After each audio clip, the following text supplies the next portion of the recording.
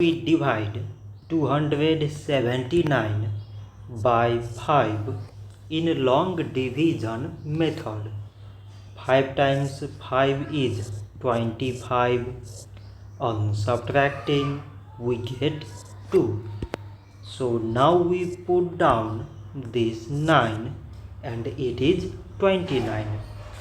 5 times 5 is 25. On subtracting we get 4.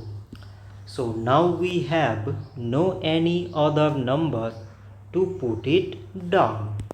So we take here decimal so that we put 0. So it is 40 and 5 times 8 is 40. On subtracting we get 0.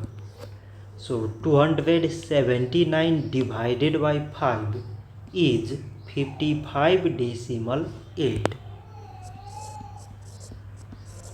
So this much for today and thanks for watching.